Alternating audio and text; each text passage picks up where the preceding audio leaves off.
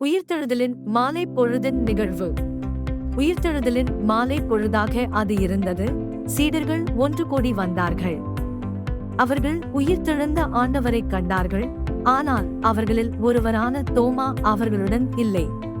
மற்ற சீடர்கள் உற்சாகமாக, நாங்கள் கர்த்தரை கண்டோம், அவர் உயிருடன் இருக்கிறார். தாமஸ் சந்தேகத்திற்கு இடமின்றி, நான் அவருடைய கைகளில் ஆணி தழும்புகளைக் கண்டு ஆணி இருந்த இடத்தில் என் விரலை வைத்து என் கையை அவர் விலாவிலே வைக்காவிட்டால் நான் நம்ப மாட்டேன். ஒரு வாரம் கழித்து சீடர்கள் மீண்டும் ஒன்றாக இருந்தனர்.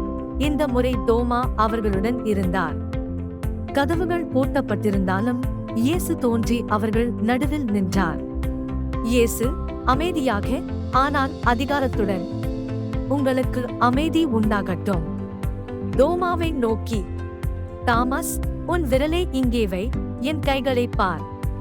உன் கையை நீட்டி என் விலாவிலே வை. சந்தேகிப்பதை நிறுத்தி விசுவாசி. தாமஸ் அதிகப்படியாக மண்டியிட்டு, என் ஆண்டவரே, என் கடவுளே. இயேசு மென்மையாக, ஆனால் கற்பித்தல், நீ என்னை கண்டதால் விசுவாசித்தாய். காணாதவர்களும் விசுவாசிக்கிறவர்களும் பாக்கியவான்கள். எனவே தாமஸின் சந்தேகம் விசுவாசமாக மாறியது.